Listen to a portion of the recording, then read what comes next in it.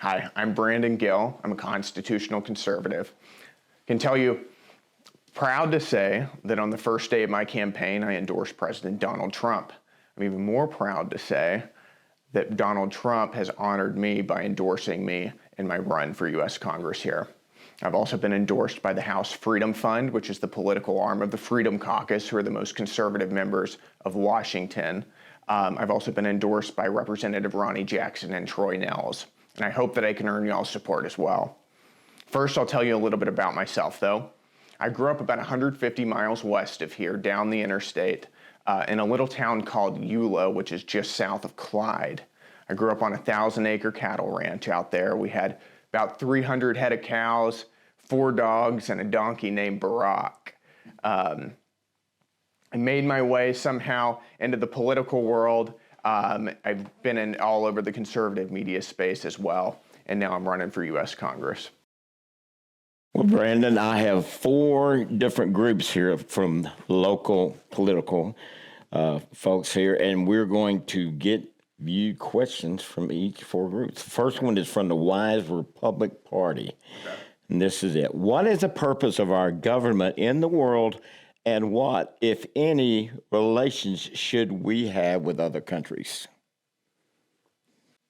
I would say, first of all, the purpose of our government in the world is to put American citizens first. Our government exists because it exists to serve American citizens. It exists by the popular consent of American citizens, and that should be its top priority.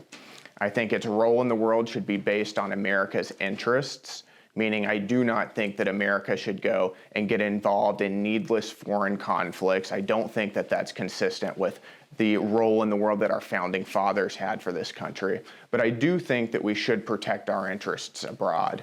But I think that the number one priority should be putting American citizens first. Our next question comes from the Southwise Republican Club, and this is that.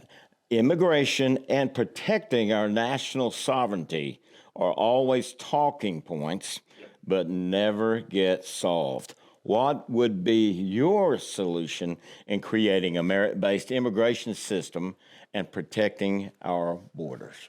Right. Well, the first thing that I'll say is we do need to go back to President Trump's immigration policies, both when it came to legal and illegal immigration. We've got to seal the border. We've got to build the wall. We've got to reform our asylum laws so that we don't have illegal aliens exploiting them to come into our country.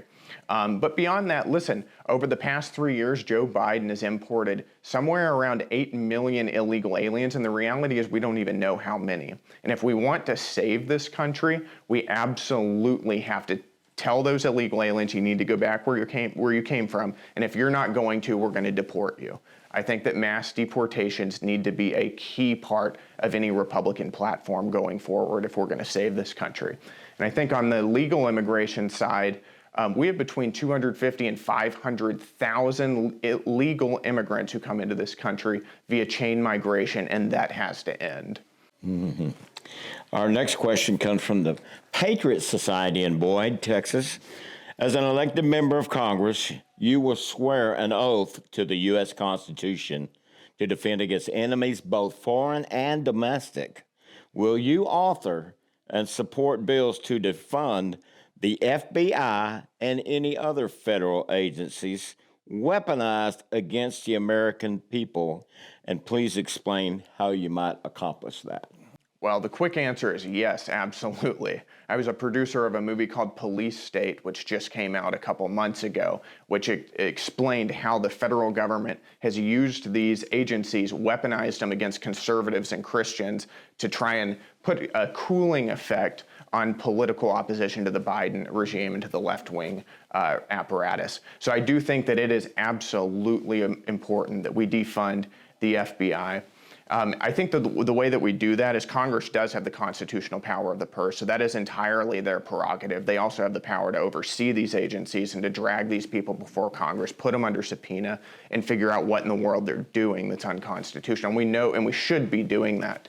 But I think practically the way you do that is, listen, I've been endorsed by the House Freedom Fund, which means that I am the Freedom Caucus candidate. So I'm going to team up with the 40 or 50 or so other members of the Freedom Caucus so that we can move as a unit together as a voting bloc to defund the FBI.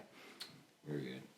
Our last and fourth group is the Wise County Conservatives, and this is that question. Based on your understanding of the U.S. Constitution, in what circumstances, if any, can a state lawfully nullify a federal action, a written law, or policy? Well, let me give you one example of where I think that the federal government is absolutely failing and where the state government should step up, and that's on the border. And I think that the federal government, as we've talked about, has absolutely decided that they're not going to enforce our border. And I think that that's entirely intentional. It's because the left wants to import voters so that they can stay into power.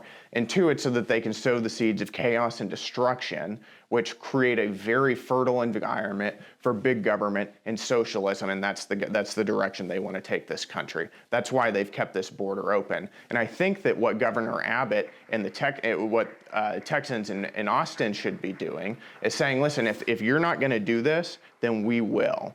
And we're going to send in the National Guard, and frankly, and I think that this is a key point, if you don't like it, you can try and hold us up in court, but I would say the same thing that Andrew Jackson said was, if the courts don't like that, which is, you have your ruling, now go enforce it.